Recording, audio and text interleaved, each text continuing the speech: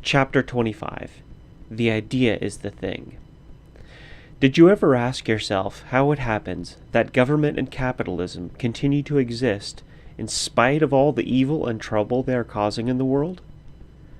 If you did, then your answer must have been that it is because that people support those institutions, and that they support them because they believe in them. That is the crux of the whole matter. Present-day society rests on the belief of the people that it is good and useful. It is founded on the idea of authority and private ownership.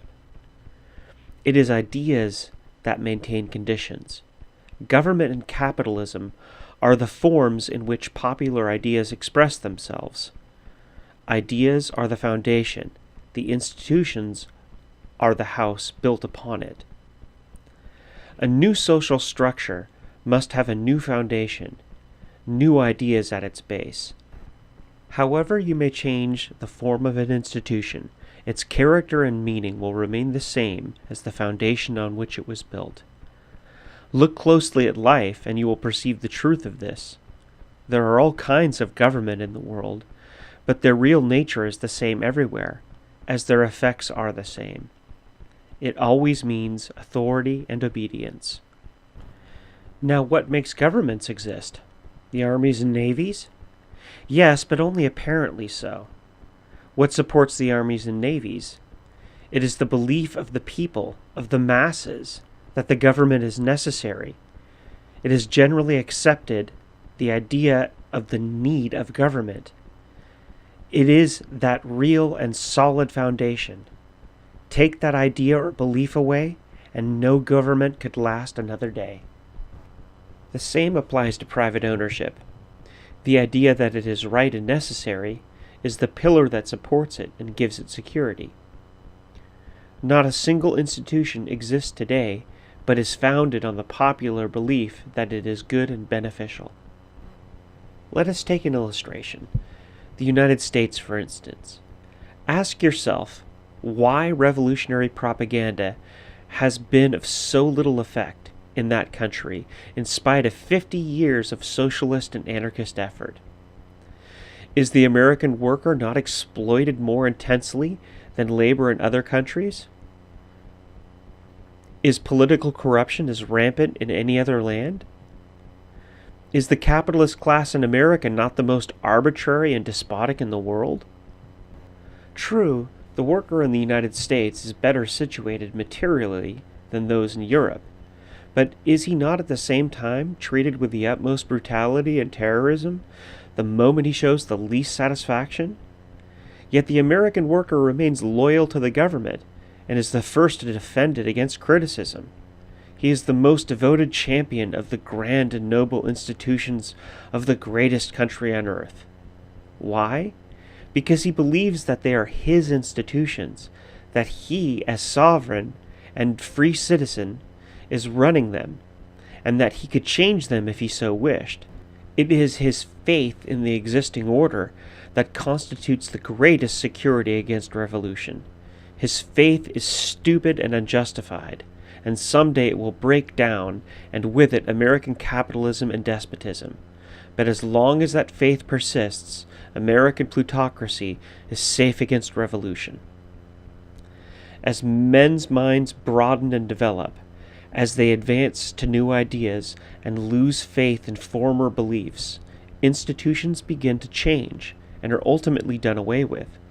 The people grow to understand that these former ideas were false, and that they were not true but prejudice and superstition.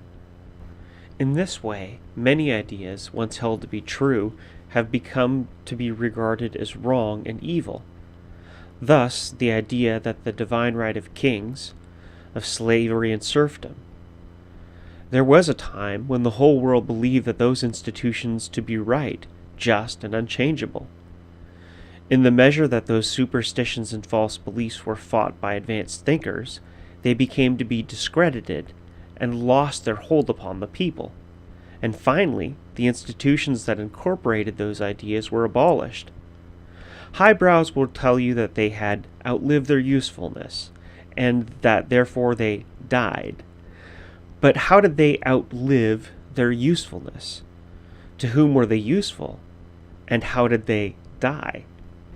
We know already that they were useful only to the master class, and that they were done away with by popular uprisings and revolutions. Why did not the old and effete institutions disappear and die off in a peaceful manner? For two reasons. First, because some people think faster than others, so that it happens that a minority in a given place advance their views quicker than the rest. The more that minority will become imbued with new ideas, the more convinced of their truth, and the stronger they will feel themselves, the sooner they will try to realize their ideas.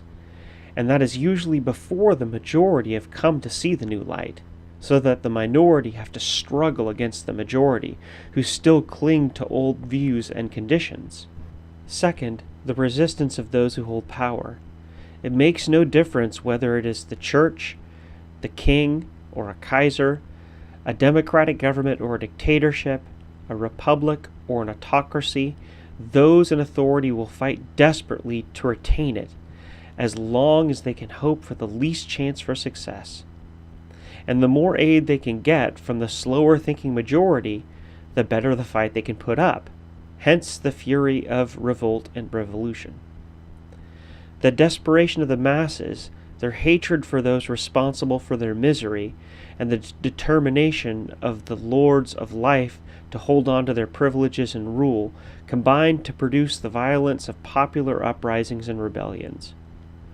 But blind rebellion without definite object and purpose is not revolution. Revolution is a rebellion become conscious of its aims. Revolution is social when it strives for a fundamental change. As the foundation of life is economics, the social revolution means the reorganization of the industrial, economic life of the country, and consequently also the entire structure of society. But we have seen that the social structure rests upon the basis of ideas, which implies that changing the structure presupposes changed ideas. In other words, social ideas must change first before a new social structure can be built. The social revolution, therefore, is not an accident, not a sudden happening. There is nothing sudden about it, for ideas don't change suddenly. They grow slowly, gradually, like a plant or a flower.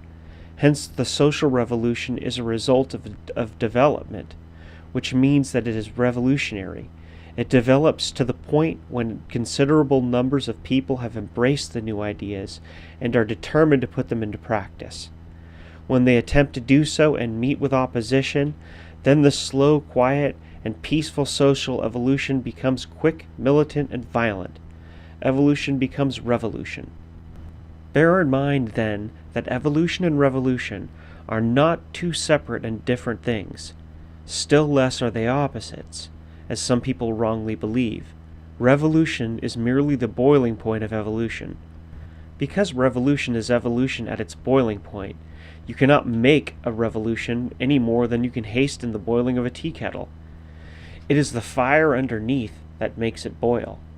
How quickly it will come to the boiling point will depend on how strong the fire is. The economic and political conditions of a country are the fire under the evolutionary pot. The worse the oppression, the greater the dissatisfaction of the people, the stronger the flame. This explains why the fires of social revolution swept Russia, the most tyrannous and backward country, instead of America, where industrial development has almost reached its highest point, and that in spite of all the learned demonstrations of Karl Marx to the contrary. We can see, then, that revolutions, though they cannot be made, can be hastened by certain factors, namely by pressure from above, by more intense political and economical oppression, and by pressure from below, by greater enlightenment and agitation. These spread the ideas, they further the evolution, and thereby also the coming of revolution. But pressure from above, though hastening revolution, may also cause its failure, because such a revolution is apt to break before the evolutionary process has been sufficiently advanced. Coming prematurely, as it were, it will fizzle out in mere rebellion, that is, without clear conscious aim and purpose. At best, rebellion can only secure some temporary alleviation. The real causes of strife, however, remain intact and continue to operate to the same effect, to cause further dissatisfaction and rebellion. Summing up what I have said about revolution, we must come to the conclusion that 1. A social revolution is one that entirely changes the foundation of society, its political, economic, and social character. 2. Such a change must first take place in the ideas and opinions of the people, in the minds of men. 3. Oppression and misery may hasten the revolution, but thereby may also turn it into failure. Because of lack of evolutionary preparation, it will make real accomplishment impossible. 4. Only that revolution can be fundamental, social, and successful, which will be the revolution of a basic change of ideas and opinions. From this, it obviously follows that the social revolution must be prepared in the sense of furthering the evolutionary process, of enlightening the people about the ideals of present-day society, and convincing them of the desirability and possibility of justice and practicability of a social life based on liberty, prepared, moreover, by making the masses realize very clearly just what they need and how to bring it about. Such preparation is not only an absolutely necessary preliminary step, therein also lies the safety of the revolution, the only guarantee of its accomplishing its objectives. It has been the fate of most revolutions, as a result of lack of preparation, to be sidetracked from their main purpose, to be misused and led into blind alleys. Russia is the best recent illustration of it. The February Revolution, which sought to do away with autocracy, was entirely successful. The people knew exactly what they wanted, namely the abolition of Tsardom. All the machinations of politicians, all the oratory and schemes of the Lulovs and Miliukovs, the liberal leaders of those days, could not save the Romanov regime in the face of the intelligent and conscious will of the people. It was this clear understanding of its aims which made the February Revolution a complete success, with, mind you, almost no bloodshed. Furthermore, neither appeals nor threats by the provisional government could avail against the determination of the people to end war. The armies left their fronts and thus terminated the matter by their own direct action. The will of a people, conscious of their objects, always conquers. It is the will of the people again, the resolute aim to get hold of the soil, which secured for the peasant the land he needed. Similarly, the city workers, as repeatedly mentioned before, possessed themselves of the factories and the machinery of production. So far, the Russian Revolution was a complete success, but at the point where the masses lacked the consciousness of definite purpose, defeat began. That is always the moment when politicians and political parties step in to exploit the revolution for their own uses or to experiment their theories upon it. This happened in Russia, as in many previous revolutions. The people fought the good fight. The political parties fought over the spoils to the detriment of the revolution and to the ruin of the people. That is, what took place in Russia, the peasant having secured the land, did not have the tools and machinery he needed. The worker, having taken possession of the machinery in the factories, did not know how to handle them to accomplish his aims. In other words, he did not have the experience necessary to organize production, and he could not manage the distribution of the things he was producing. His own efforts, the workers, the peasants, the soldiers, had done away with Tsardom, paralyzed the government, stopped the war, and abolished ownership of land and machinery.